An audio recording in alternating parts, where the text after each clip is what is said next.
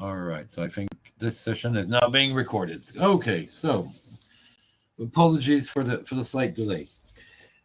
Okay, today we're going to move on in ethics and trying to get a bit more practical about what ethics bring along in the thinking about compliance, and even more than just compliance, but I'll explain that later on, because we'll be looking at new compliance, which actually is, I think, a bit of exaggerated of a term.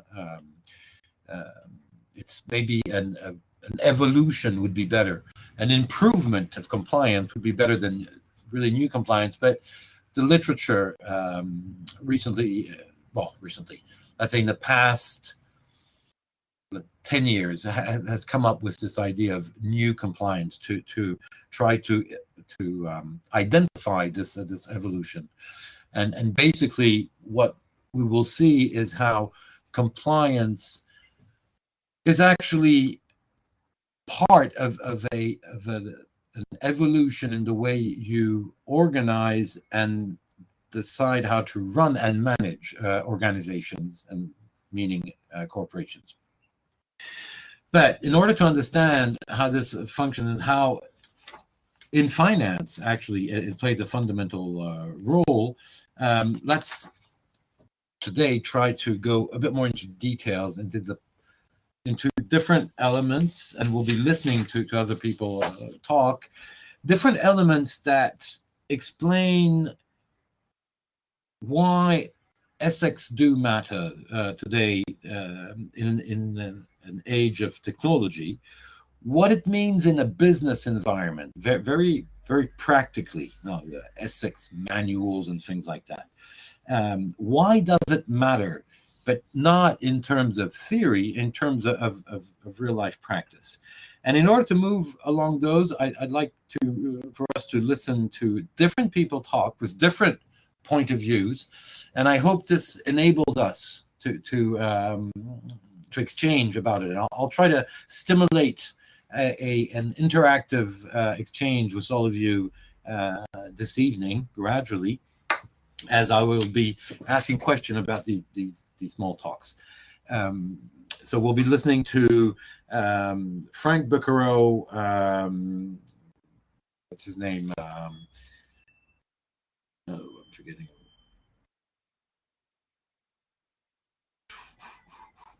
There we are. So there's Frank Bucaro, then probably Juan Henriquez. Juan Henriquez, it was a very interesting talk. Shefali Roy, which is about why does ethics matters, and I hope maybe we have time, because that would really link ethics and compliance. If we could listen to Edmund, his name is Alex Edmonds, which is about the social responsibility of firms, but not talking in a philosophical term, talking in a very practical, a very practical approach to see if we can really understand what it encompasses, these changes of reasoning, of attitude, both of the environment of the firm and within the firm. Okay, so before we move on to that, just coming back on what we were saying Friday, sorry. Remember, the different issues of ethics in finance ethics, what we call, or let's say it differently, application of ethical considerations and values in the sector of finance. If you remember correctly, last Friday, I had clearly highlighted the complexity factors of the financial sectors and the different kinds of responsibility that could need to be considered within finance. And if this makes it specific to finance, the basic approach are not limited to finance. Far from it. Okay, that's important. And we had said that the issues of responsibility were about truthfulness, durability, ethical remuneration, and the transparency and asymmetrical information. We should also we could add also market regulations that have to be followed. Although, as I've already highlighted and I've insisted, regulation might have some kind of distant link with ethics. Regulation is not ethics. Okay, regulation is applying the laws. Okay, so it's not absolutely not the same approach. And remember what we had said. This is not a matter, or to say it differently, it's more than a matter of private ethics. Of course, there is a private dimension to it, because it is how we behave as economical agents, as individuals, and as organizations. But it's not only a matter of private ethics. Why? Because of the social cost of finance. Okay, in the same way that the fact that an industry might pollute the atmosphere is not just a private matter. It's not only and just a question of cost for that industry. It's also it has a social cost, because it has consequences on the communities that it interacts with. And so this is where we have what we call externalities and negative externalities that have to be considered, and where economics tend to internalize externality, but that's not our main point here. But it's exactly the same approach. So there is a social cost, and that is why we have to consider this in the framework, in the architecture of how we organize firms, and not just kick it back in the private gardens of individuals by themselves. Now, the instruments that can be used to foster ethical inputs are, of course, it rests on personal relationship. What we're more concerned with will be charters and codes of ethics, and of course, on the nature of the regulation that is applied on financial markets. Now, that is fundamentally the important aspects. Okay, that was about finance. If we think then a bit wider, we move away from finance ethics and we think about more generally business ethics. I'll be very brief here, because this is something we'll talk about more extensively starting probably tomorrow and after tomorrow. Business. All right, something's wrong here.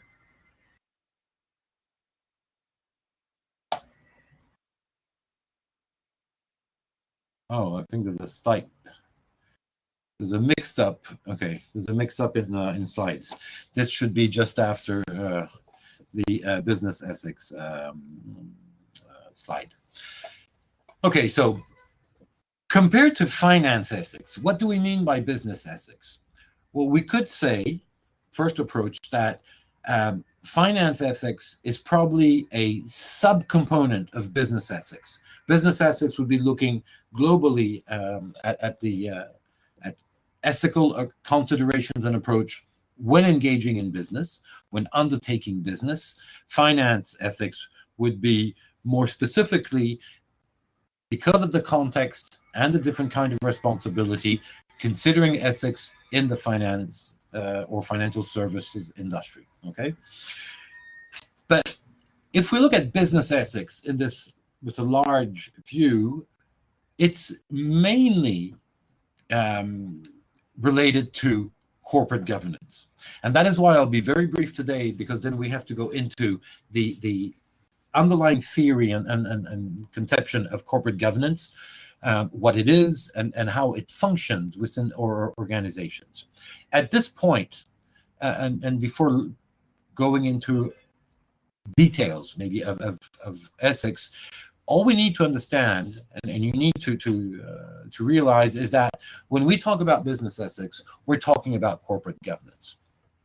Corporate governance is, in its most basic and traditional understanding, it is about the leadership and the control of a firm that usually has one objective, which is securing the long-term survival as well as the viability of the firm.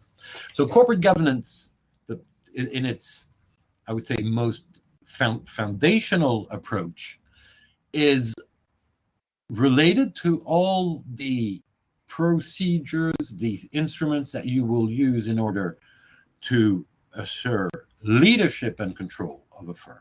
So you see, it relates both to managers and to owners, the owners being the shareholders, for example.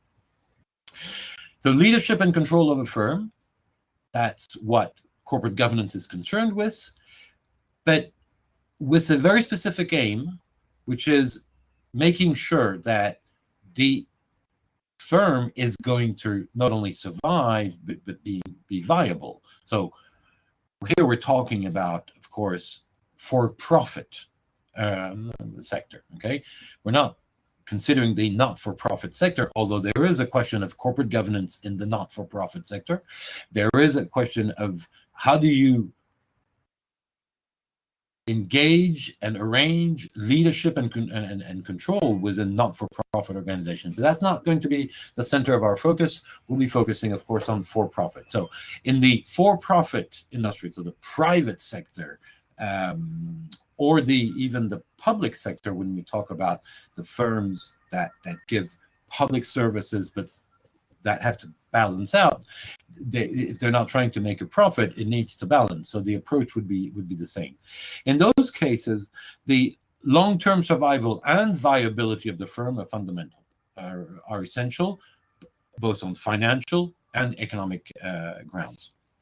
So what this relates to more specifically is, of course, the transparency and the accountability rules. Okay, how do I disclose information towards the shareholders, towards the greater public? What is my accountability as a manager or as shareholders towards the firm, the owners, and maybe the wider community? It's about legal and compliance aspects. Obviously, when we take this term corporate governance at large, it's about legal and compliance aspects, meaning that we will find here corporate laws as well as other types of instruments, of soft law instruments to influence behavior and to incentivize specific ways of doing things. And finally, corporate governance is also linked to, although maybe a little bit more detached, but is also linked to risk management. Now, this is the most traditional approach and limited approach about corporate governance. In this approach, the focus is mainly about shareholders, okay? It's what we call the shareholder model, okay? In a sense that at this first level of corporate governance, we said the aim is long-term survival and viability of the firm, because at this level, the main objective is for the firm to maximize the investment of the investors being the owners, being the shareholders. But if you add to that the fact that this corporate governance doesn't exist by itself, like levitating in the air, but is encapsulated in different relationships, it has to take into account mechanisms of trust. It functions with a background of values, culture, and norms. Then you realize that corporate governance has taken a new, I would say, significance, and a much larger one. Why? Because it moved away from the what we call the shareholder model, where the only concern of corporate governance is long-term survival, viability, and profit maximizing or investment maximization, to taking into account the stakeholders' perspective, knowing that the stakeholders that we're talking about will, of course, include the shareholders, but you will add employees, you will add customers, you will add suppliers, you will add the state.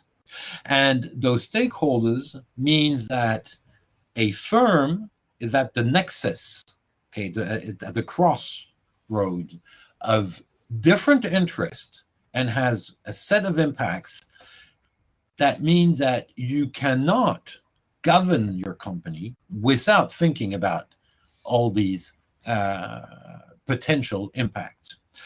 And so this is an approach that has been and has become dominant and mainstream today, but that started in the early 1990s of the 20th century, okay? At the end of the 20th century, this move away from the traditional shareholder model of the 1970s. Now, mind what I'm saying. I'm not saying that the actual corporate governance has erased the interest of the shareholders. I'm just saying that it's a combination of these different impacts that is mostly relevant, so that today the viability of the firm is not just about profit maximization, it's how profit maximization can function in this context, okay? And so what came out of this as a consequence is that corporate governance has a much larger role, because its aim takes into account other elements of constraint.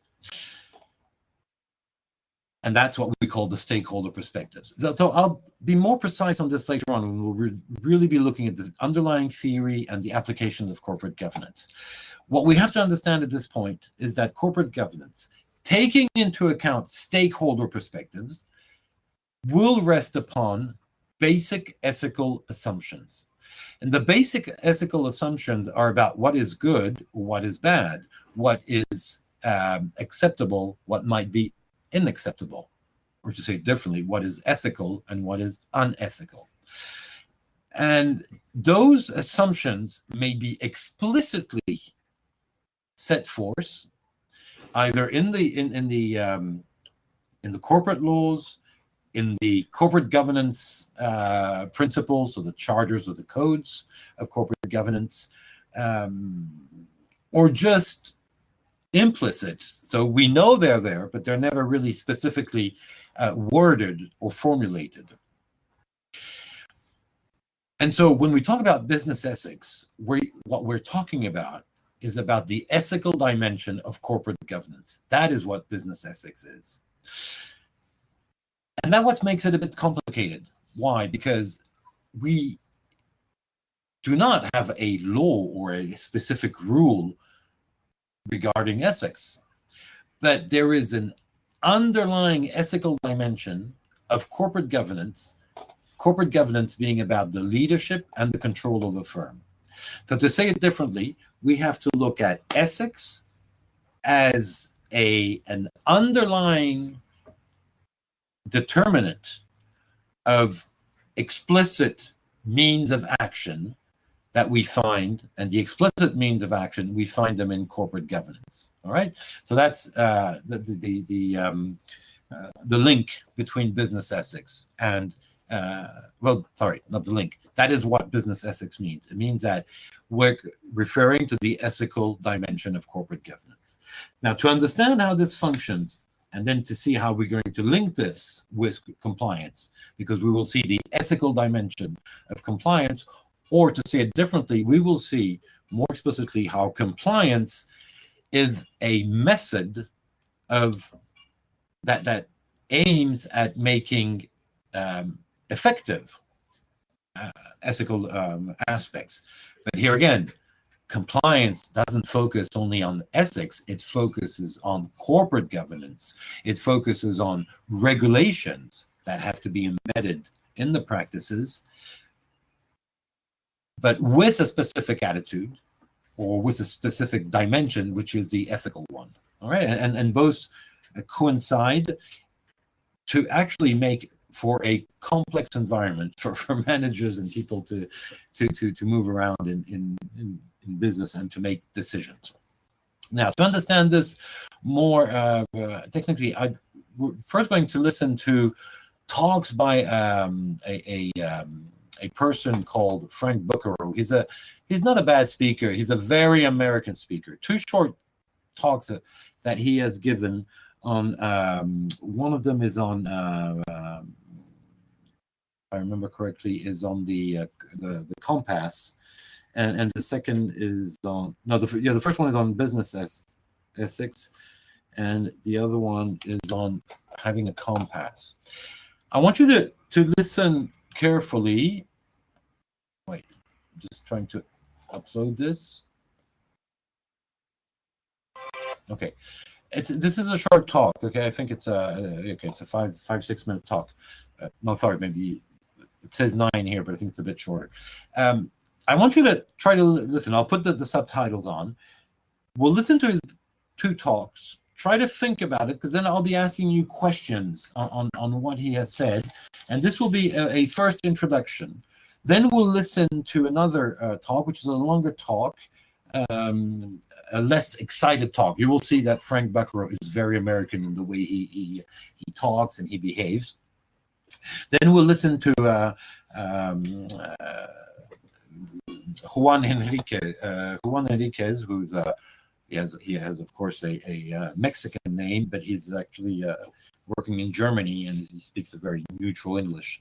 That will talk about ethics in age of technology, and he will be talking in a much more global and prospective way about the role of ethics in organizations. And so that'll be interesting. And here again, I'll ask questions. So let's start with these first introductory observation about ethics. And remember, I mean, listen carefully, because I will be asking questions, and we'll try to engage in a discussion. And of course, if you have questions or comments, it doesn't have to be questions, it can be comments. You could disagree, or you could find that interesting. You could also think about it in a Vietnamese or Asian or Southeast Asian perspective about, well, this is interesting, but this is maybe too Western or too American, because US and Europe are two different worlds, okay? Winston Churchill, famous British Prime Minister, used to say, between England, the UK, and the United States, it's one common language. It's one culture, 2 languages, which is of course a bit of a joke, because both in UK and the US normally you speak the same language, which is English. But because of the subtle differences in those 2 Englishes, it does refer to different approaches.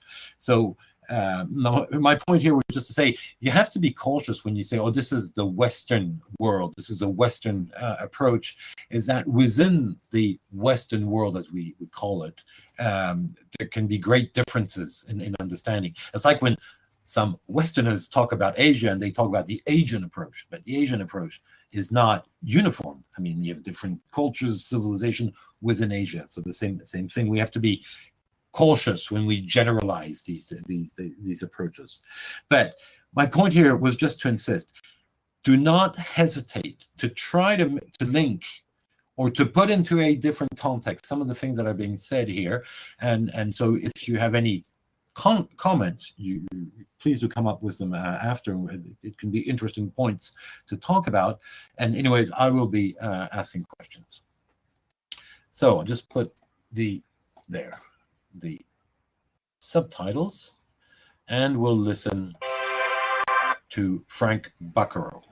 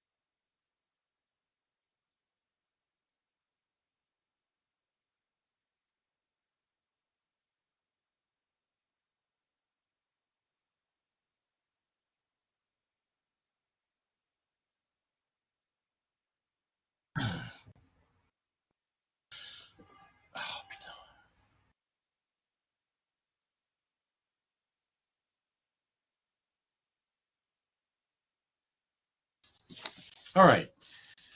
Okay, as I told you, Frank Buckaroo is a very American type speaker. I'm sure you've witnessed that.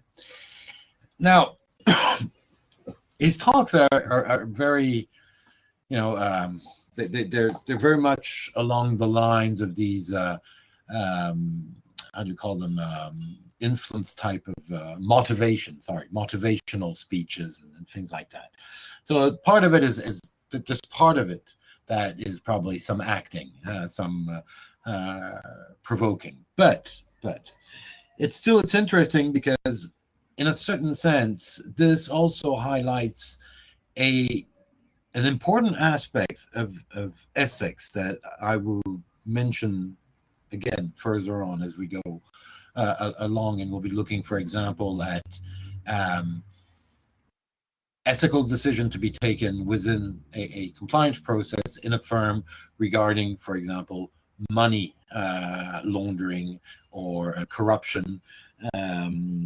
Or, of course, it can also be just about how do you improve the productivity, and then the how do you limit the risks that are taken because of the undertakings, the functioning of the company.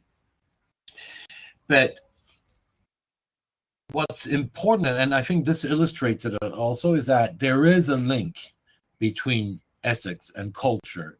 And so if we know that there is a business ethics and that there are underlying assumptions in corporate governance, we know that at one point the links between culture and those processes that will be set in order for your organization to have its compliance standard, to meet its compliance standards, we know that we cannot avoid that link. And one of the things that strikes me in that talk, in those the different talks that are being put together here, is that this is an American talking about ethics and business ethics, and he has a very he has clear determinants of his American culture. Individualism, for example, is something that comes up, which I think is an important aspect. So that's one thing you have to have in mind. Coming back to some of the things he talked about. First of all, do you understand the difference, and what difference do you see in what he calls positive ethics? And I agree that sometimes the automatic translation, is not always perfect. So he talks about positive ethics versus negative ethics. In your view, what makes the well, how do you explain the difference? What would be the difference? What would be a positive ethics versus a negative ethics?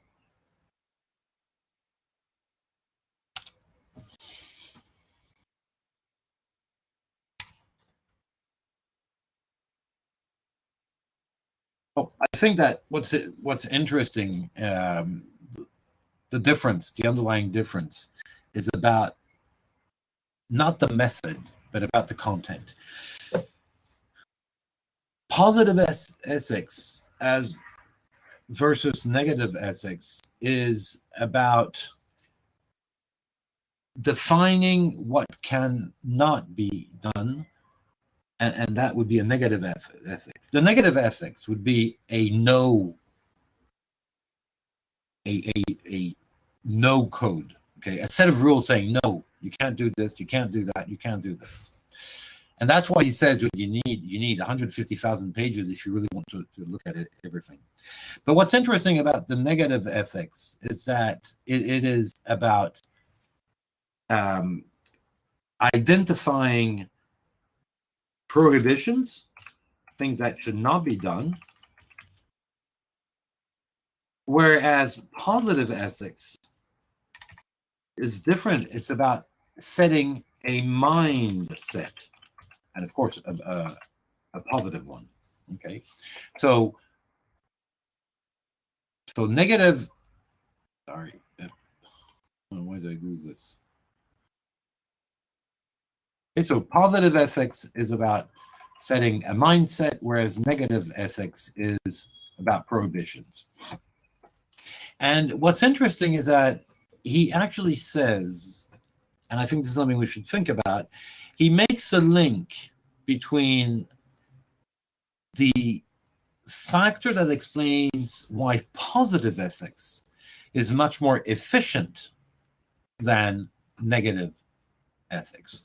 And the reason for that, and this is, he said it in very practical terms, but it has a very important theoretical consequence.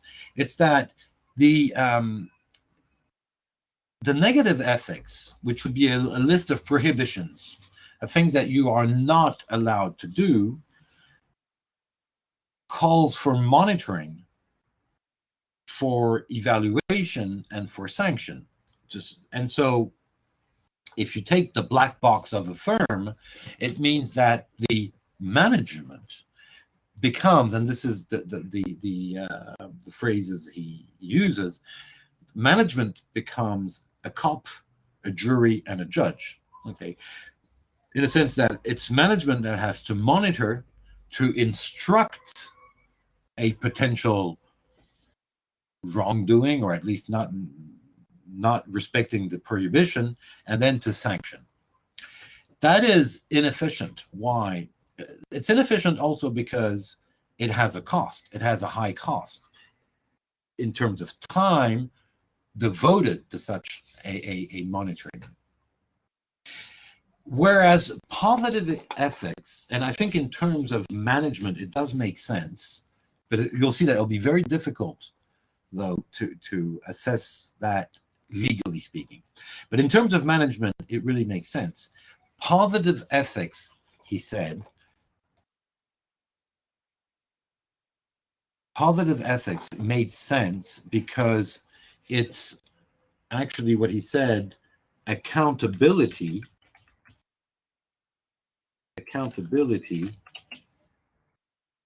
by all. Okay? Accountability by all. Now, this is very important because it is also related to, I would say there's another word that we should think about. Oh, sorry. Not very agile with that.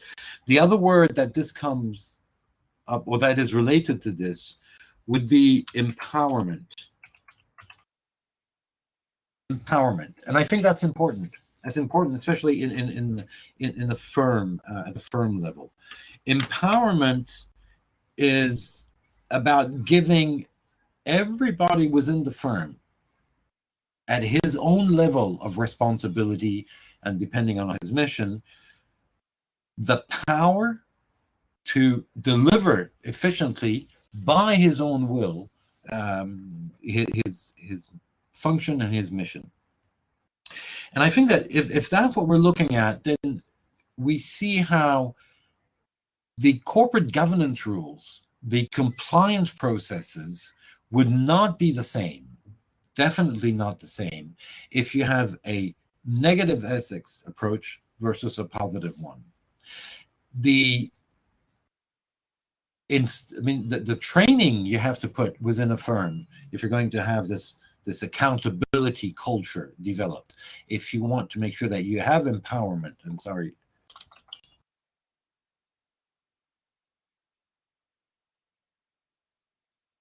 incorrectly, yep, there, is very, it's probably very different. Okay, so I think this is something important to have in mind. We'll see more clearly in details as we go along what this means practically, but this is something to understand. Now, this is where also, of course, this is a very American perspective, because this focus on accountability is initially a very much of an American, or let's say a Northern American approach. All right. Then he talks in the following speech. He also talks about what was called a moral compass. Of course, you all know what a compass is. It's what indicates the north. Okay, and so with a compass, when you're sailing on a boat, the compass enables you to take direction, and that's why he was quoting. And I don't know if it was very very familiar for you, but he was quoting. Where he's talking about a character, a book, and a movie, a fictional character, Captain Jack Sparrow, which, I mean, if you've seen the movies Pirates of the Caribbean, it's Jack Sparrow is the captain there, and he always has a compass in his pocket. Okay. The moral compass is this idea that it's another term to say that within your organizational concern, and so your compliance process, having this ethical approach is fundamental. Now, the four element that he quoted, focusing on people, on dignity, and by that what he means is self-esteem, treating people fairly, for the third point, having a level playing field, same rules that apply to all, and to be honest. I mean, I think he meant more. I think to speak out clearly, because honesty can be a very moral, personal aspect. But these four elements are interesting. They're moving us away from compliance in the way we're going to understand it here, because that is moving towards management of people and of teams. The interesting point that we might just stop upon for just a few seconds is that this moral compass explains why the process that you put into power cannot just be based on a rationality that it would be just about fulfilling the objective of the firm. You have to give some kind of ethical dimension to your rules. Now, this is why, because of these four elements that he focuses on, individuality, dignity, fair rule or fair treatment, and honesty, it's a very Northern American approach. What we will be seeing is that within the processes of compliance and of new compliance, what all systems have tried to come up with are rational organization that give an incentive for people to behave in such a way as to reduce the negative effect of your own decision, your organization's decision, on the general well-being of the community and of the society. When we come up with rules to fight against corruption, for example, or against money laundering, it's not only because somewhere in our moral understanding of the word we consider that this is bad. It's because also, very cynically, that carries a cost for society as a whole. And so what I found interesting in hearing Frank Becquerel is he insists on the moral compass. The truth is, we can move away from the morality aspect of it to look at much more rational consequences of having an ethical approach to the corporate governance, to having ethical understanding of the rules that are put in place and the process that are put in place, because they tend to be much more efficient at the end. Okay, so that's an important thing. That is why I think it's very interesting now that we have this first approach, which is more of a general approach, to listen to Juan Enriquez. And I want you to listen carefully to Juan Enriquez talk about ethics in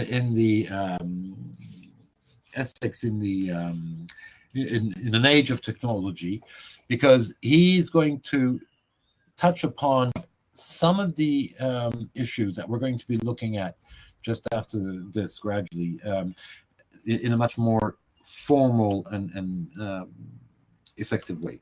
So if I can wait, is that yes. So I want you to listen carefully to Juan Enriquez, and here. Wait, I'll be asking you questions after. I don't know if I've put the yes. I'll be asking questions. So this is a TEDx talk, an interesting TEDx talk of a few years back, but not that old. That focuses on ethics in the age of technology, but within organizations such as firms.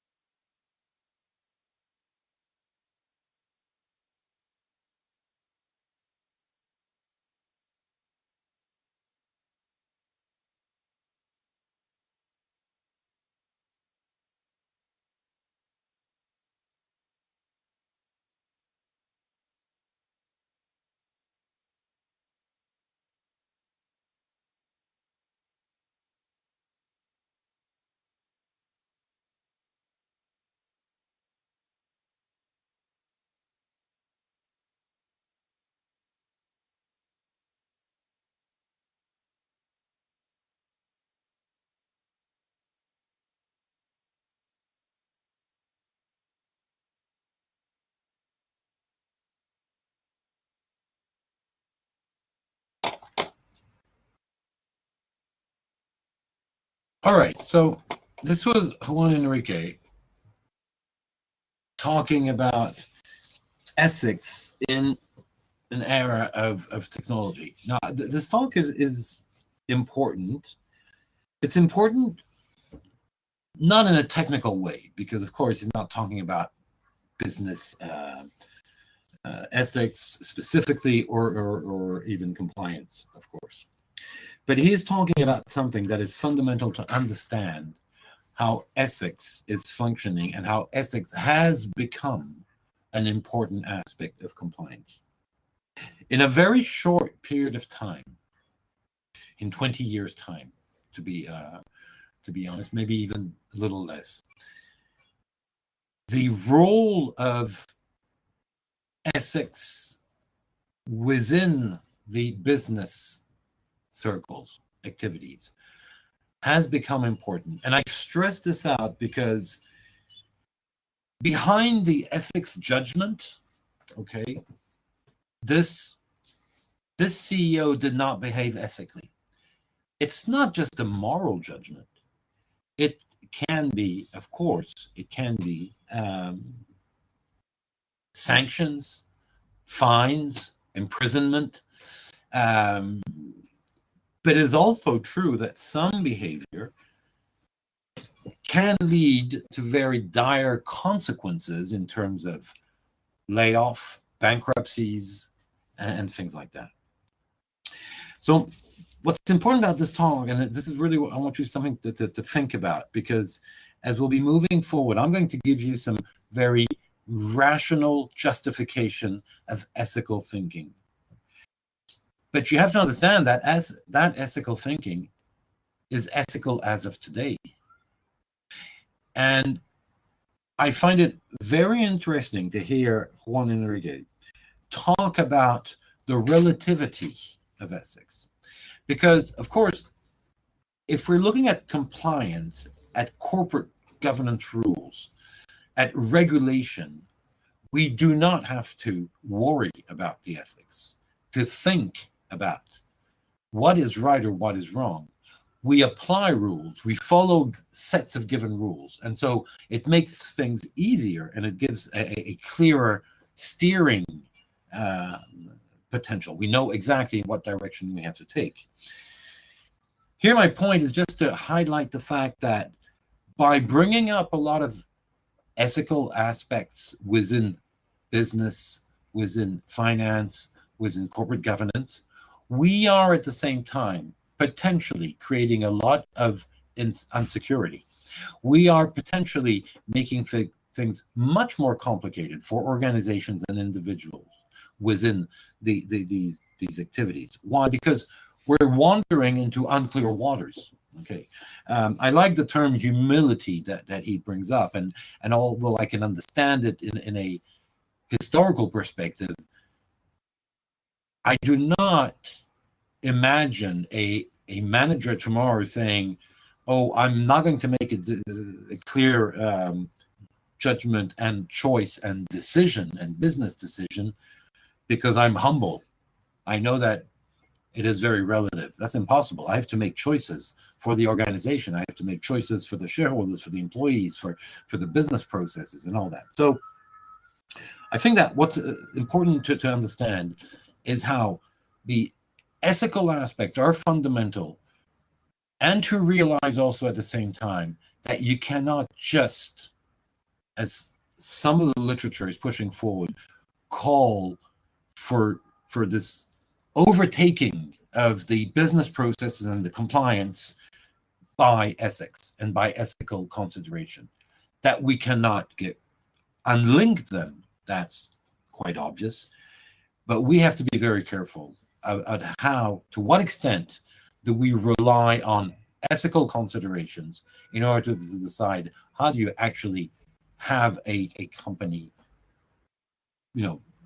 move along doing its business. How do you organize the processes? And that is why we will see how within finance, for example, the compliance processes very early in time, I mean, as early as the 1980s, actually set out quite rational compliance processes not compliance processes that rested on individual and relative understanding of ethical standing. So I think it's important to realize that. And it is true also that the technology is changing things.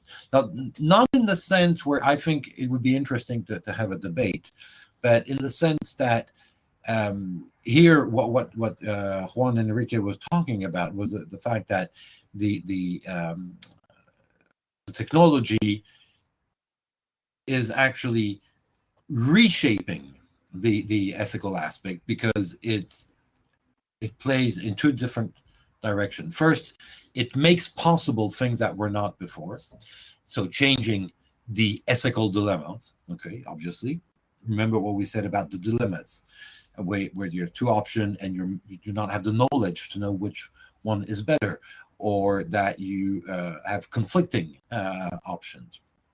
It is true that technology can change that. It can bring changes. But he was also mentioning the fact that technology also, the technology that we live in with social media and all that, is also making it impossible not to know things, or not to know some facts, okay, which is another dimension. It's not the dimension I would like to cover. I think what's more important is the fact that technology potentially changes the moral dilemma, okay, that we can have, or at least changes the way we put down the problem. This is something that you have to think about when you are in an organization, because you are, relying heavily on more so on technology. And within finance, it's obvious that technology has always played an important role, and is playing an increasingly important role today, especially on financial markets. So having said this, we see how there's a set of changes in the context, and how we know that we are in a relative context, in the sense that what we believe and what we are certain of today is relative to the context that we're living in. And this is something I really want you to have in mind, because once we start looking at how the ethical aspect will be implemented through compliance, we cannot forget that the goalposts, as we call them, okay, the lines, the red lines or the yellow lines or the gray areas, do exist, and so it's very difficult to have a definite judgmental, I would say, decision about the ethical aspects. Now, I'm not saying this suddenly to say, okay, I've talked about ethics and I said how important it is, and now I'm saying, oh, this is a pretty fuzzy area. I'm just trying to balance out the fact that we need something more consistent than just the ethical approach, and that's one of the things that we'll have to be looking at now. And it's, how do we identify a compass? Okay, so an instrument that tells us which is the north and the south, which is the direction that should be taken, and how can we take this? And this is where the aims, remember I talked about corporate governance, that aims at maximizing shareholder value, or at taking into account the stakeholders' perspective. We are definitely in the stakeholders' perspective, but that means that the aim of the actions that we take within an organization, in business, can actually find a map in what? In the objective. It is the objective pursuit that will help us understand and decide on what is acceptable, not acceptable, okay? What is morally recommended or morally disrecommended, okay? What is ethical, what is unethical. It's not about some kind of, some religious book or anything that exists, of course, in our personal beliefs and life, but not in organizations. Organizations are cold-blooded. Actually, they're not blooded at all. They're just purely intellectual constructions and constructs. And that's why the context is what is going to enable us to map out what falls under ethical or non-ethical. And here we will see that we have something more consistent, and we're going to be able to embed ethical consideration within the compliance process. We'll have a pause now because we've just reached the time when usually you take a few minutes to grab something to eat. Monday, first day of the week. What we'll do is we'll have this pause right now. Then after, we'll do two things. Of course, if you have any questions, if you have any comments, do not hesitate, come forward to them. We'll do two things, is that we'll be actually we'll be starting to talk about compliance, and finish off by listening to Axel Edmond on social responsibility, because that's the general framework that I want you to have in mind before we start looking at the more technical aspects of compliance and how that folds out. Because this social responsibility of companies, the fact to think about what am I supposed to aim at as an organization, is the only way to find a map to know up to where do I push the ethical considerations. If the law doesn't give you precise guidelines, then you need to find those guidelines somewhere else. And that, I think, can be found in the aim that I'm pursuing. Okay, so think about that. Grab something to eat. We'll have a 15-20 minute pause, and then we'll start again on, this time, the compliance aspects. And again, with any questions or comments from you.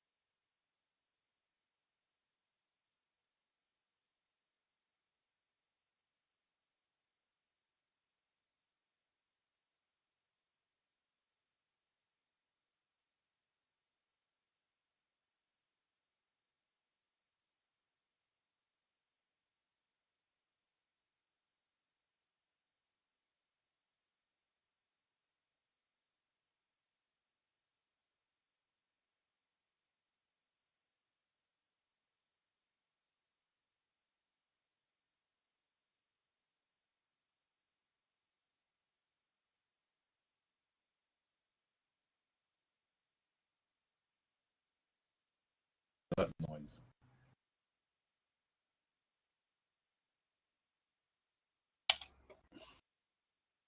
I hope you can hear me. I just had a weird sound from the Canvas platform saying that it was reconnecting my audio. Well, I think it's working right now. All right, so basically, this is just a quick, a little, it's not a joke, but it's just a short illustration.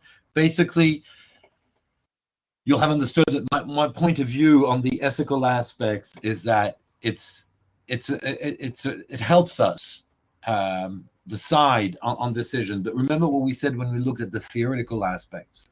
It doesn't tell you, it doesn't give you the answer. It helps you understand what are the different answers, what are the different courses of action, what might be the consequence, what might be the disagreement possibility on that. It doesn't tell you exactly how you have to decide in an organization. And I think that one of the interesting aspects of Henrique's speech, Julian Henrique's speech, is that it highlights that, especially in today's context when we tend to reinterpret the past with today's point of view, which is what we call an archaism. Okay, so I think it's very important to understand that. Coming back now to the compliance revolution. All right, let's move now towards the compliance. Here, very, very simply, and I'll be very quick as to give you an overview tonight, and then tomorrow we'll start looking at more technical aspects. I want to mention a compliance revolution. Why? Because, as I said earlier, compliance has taken on a fundamental importance, a crucial importance in today's world. And that was not the case just 15, 20 years ago. At the same time, one can and should be cautious about compliance. Compliance is not an end to itself. Compliance is not the magic wand that some are putting forward. Compliance has defaults, has failures, and I think it has to be used very cautiously, especially when you are at the management position.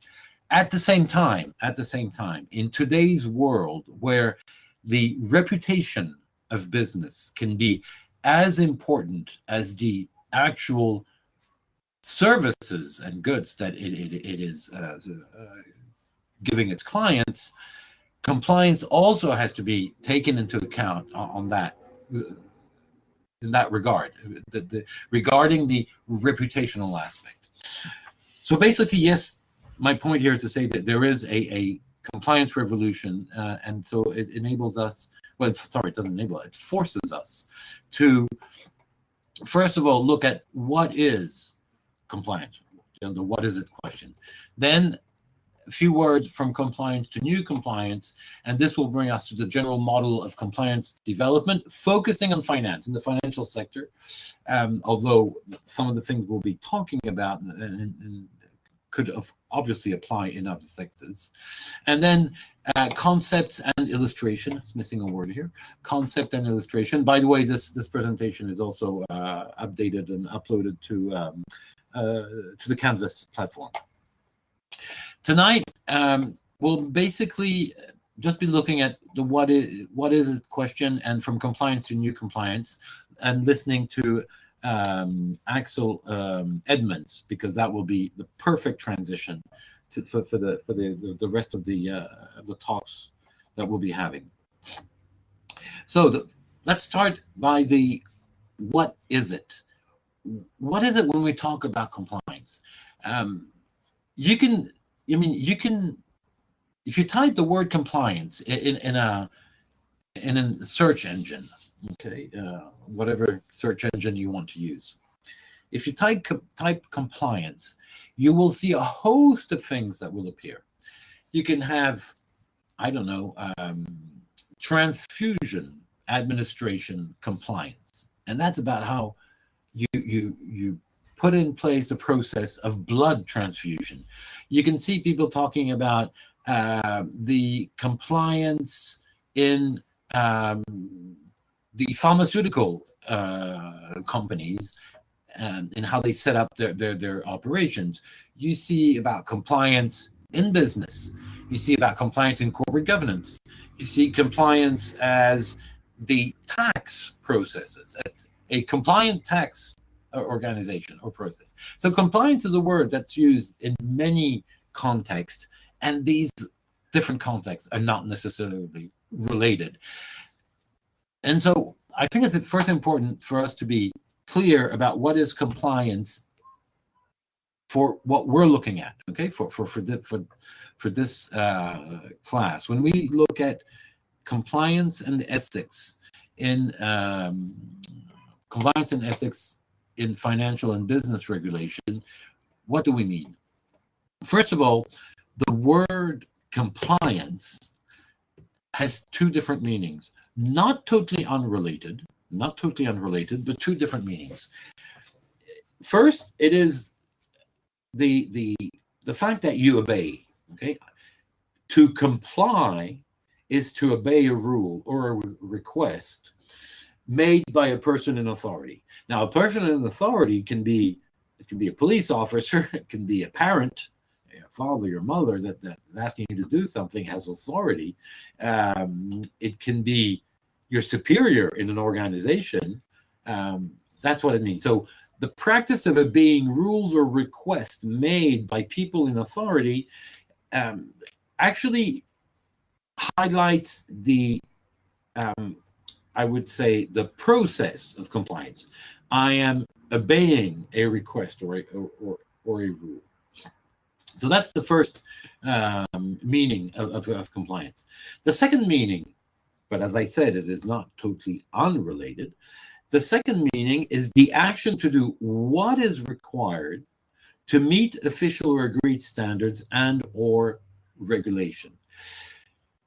In this case, I am not just obeying an order. I am deciding on a course of action to meet standards and or regulation, meaning that the content of my actions are not predetermined.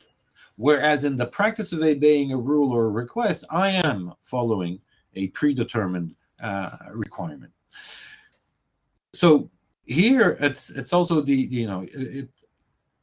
when we say it's a complying firm, in itself, that doesn't mean much.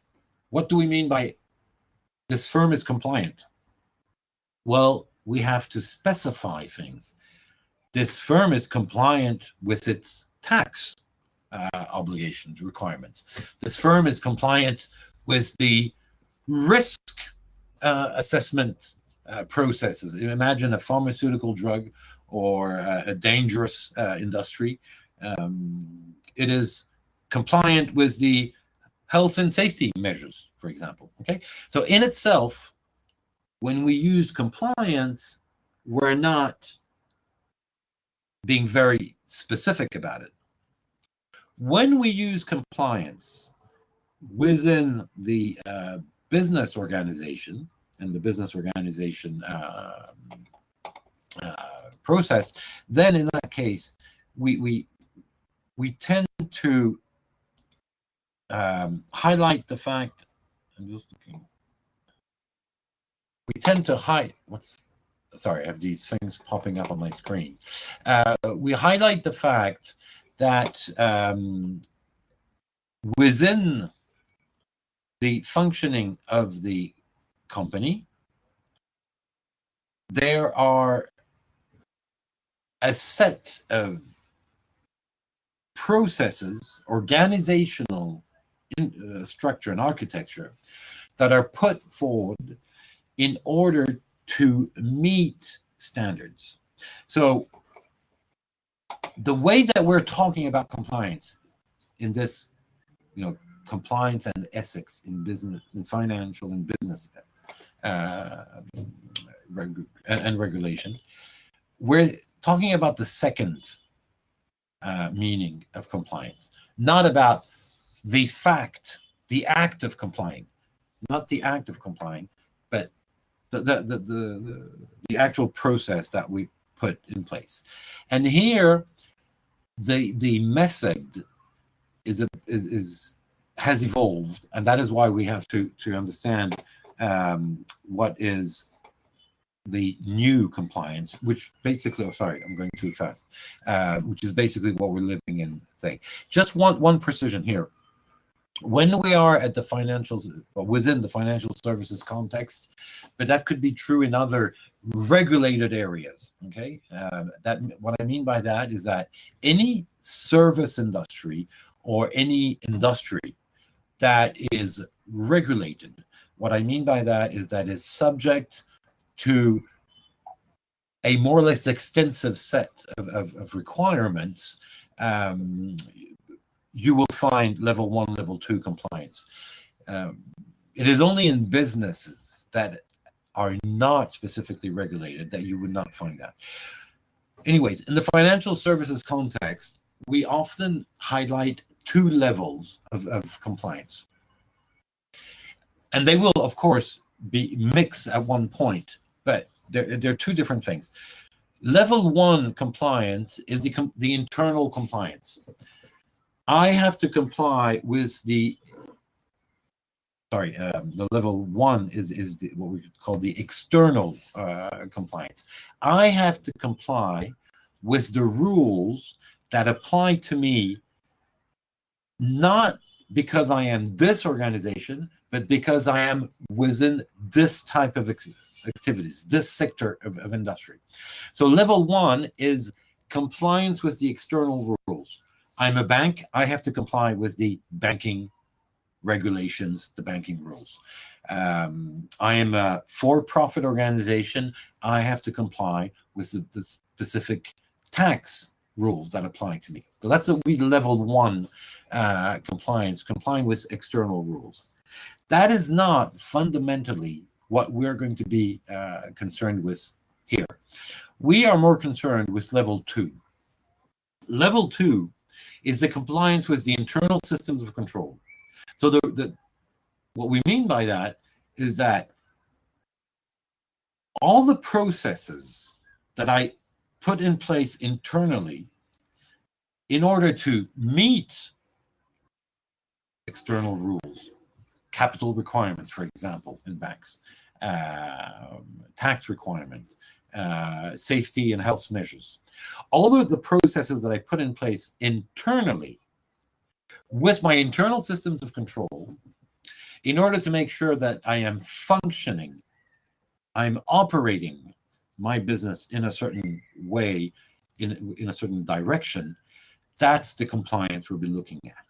And level 2 compliance actually takes us in a bit of a different direction, or let's say differently, in a more specific direction, and that is called self-regulation. Why?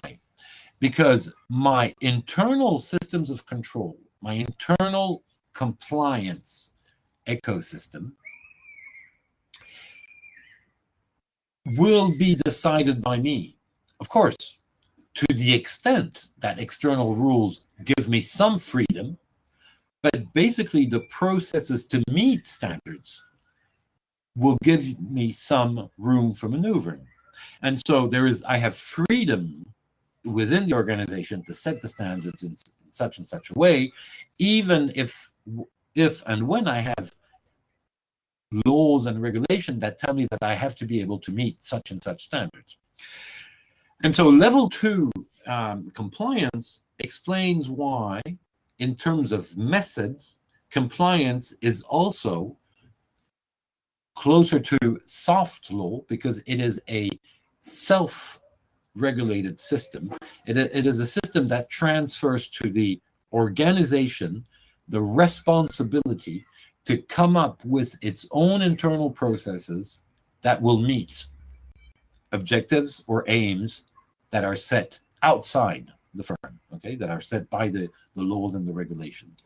So we'll be mostly talking about first the second meaning of the term compliance, and that takes us at level 2, which is a much more complex level. The level 1 actually is quite easy. It's quite straightforward. So with this in mind, why do we say that we've moved from compliance to new compliance? And to be honest, the literature I find on new compliance is sometimes not very precise.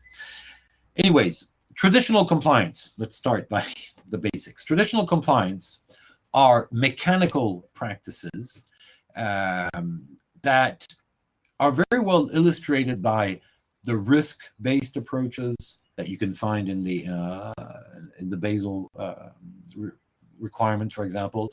The capital models. I mean, there's a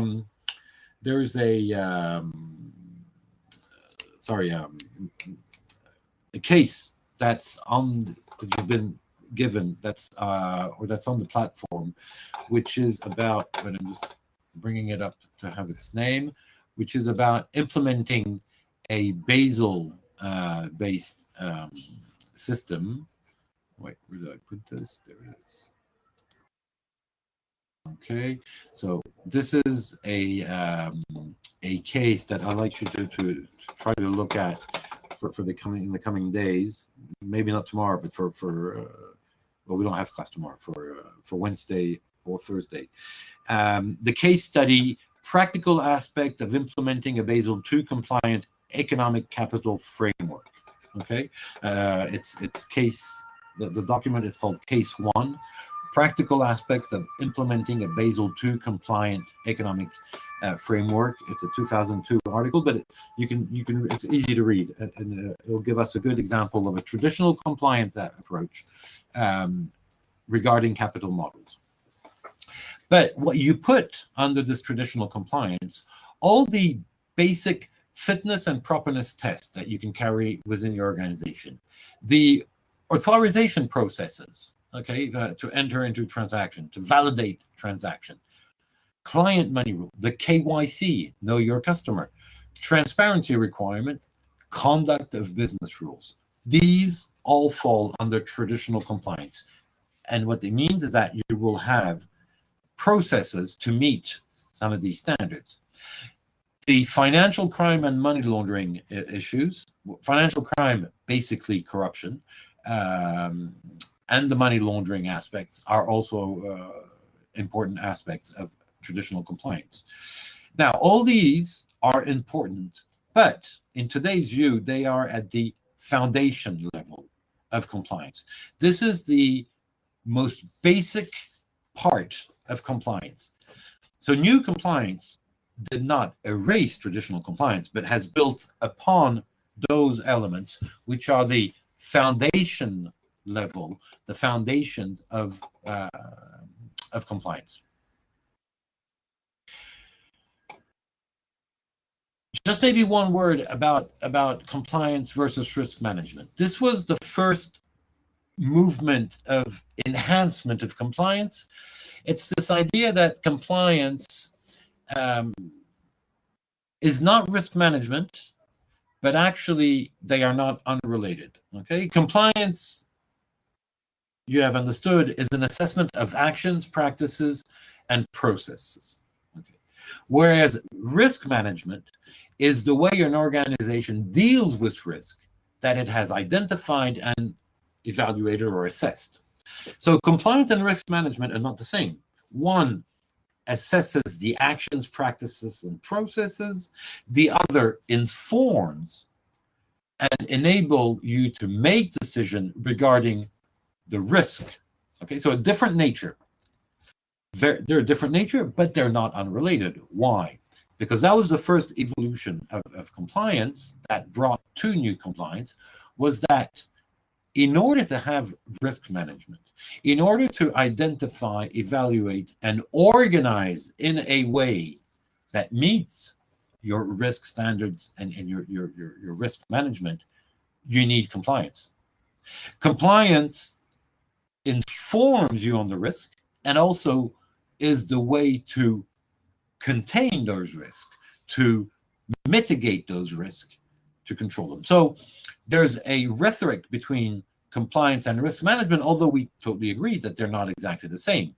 And if they're not exactly the same, it also means that within your organization, it's not necessarily the same people, it's not necessarily the same responsibility, nor the same accountability towards the senior management. So that was an evolution. Another aspect of the evolution of compliance was that its scope became more and more important. It kept growing. And so today, compliance has a very large scope because today compliance actually addresses any area that is related to your professional activity, your undertaking, or your organization. Meaning that compliance has an expanded sector. Okay, it has to take into account a wide range of issues. And that's how we moved towards new compliance. What we mean by that is that traditional compliance at being the foundational level of the new compliance, and what is new about new compliance? It's the fact that your compliance should be understood and thought in relation to your strategy. Compliance is both a way to inform and help the strategy, and at the same time is the only way to implement the strategic decision made within the organization. This means that one of the evolution of traditional compliance to new compliance is that new compliance focuses on judgment-based practices, whereas the more traditional compliance was actually focusing on what would be called the tick-the-box approach. What we mean by tick-the-box approach is compliance, just like when a pilot is going to take off, he checks. He has a checklist to run down. Are my engines there? Are my propellers or my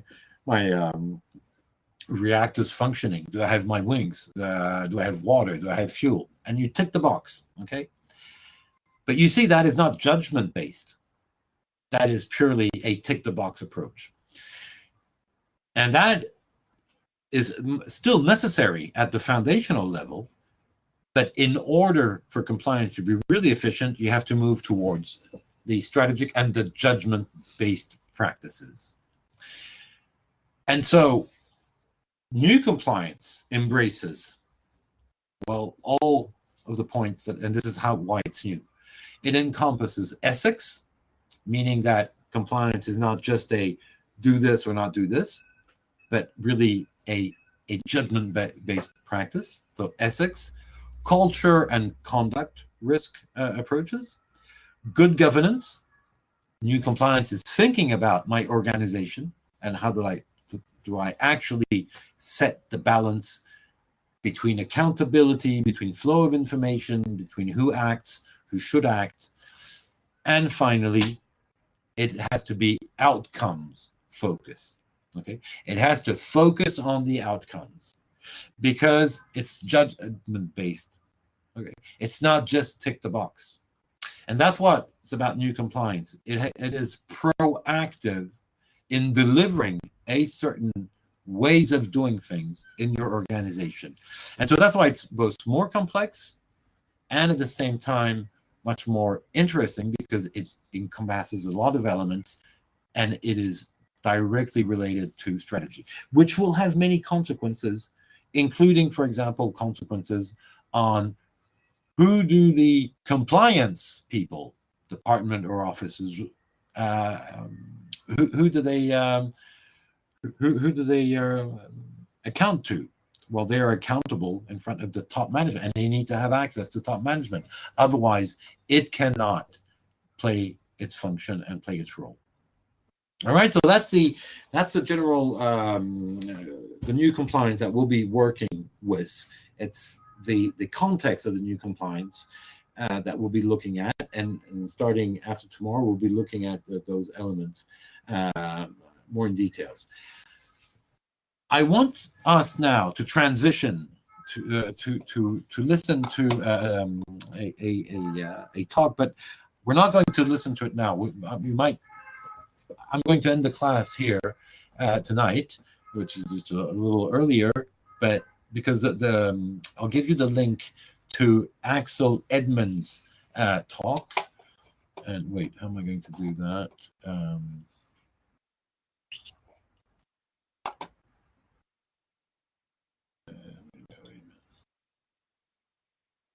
I'm going to post it on the website here, on the site there, and I'll make sure that it's on the canvas. So I want you to watch Alex Edmonds, and I'm just going to put it up, give you the link, because that, and we'll start by that, because that's something that will be our transition point.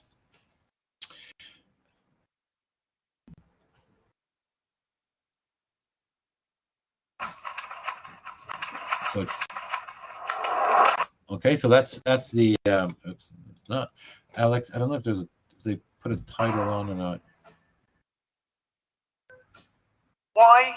Okay, it's the social responsibility of business. Okay, so here's the link, and I'll make sure that you have it. It's a 15-minute long. It's a 15-minute long talk about the social responsibility of business, and it's going to highlight a set of elements that are directly related to compliance and ethics. And you will see that we're at a different level of ethics. The internal ethics, the way you actually deploy it within your organization, and how the main goals and objectives of the company are informed by this ethics, but this outside ethics.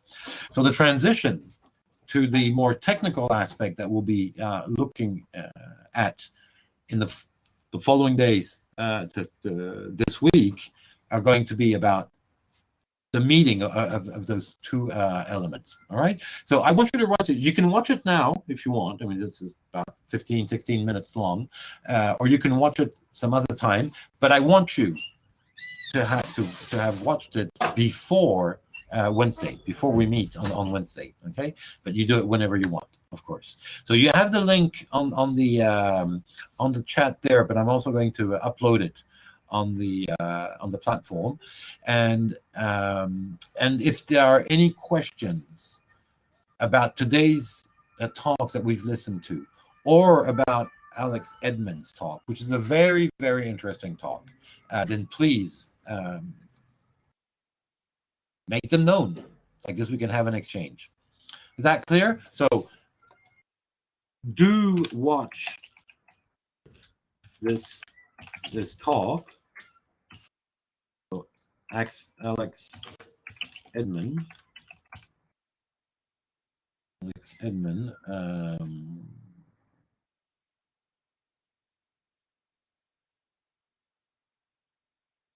For Wednesday.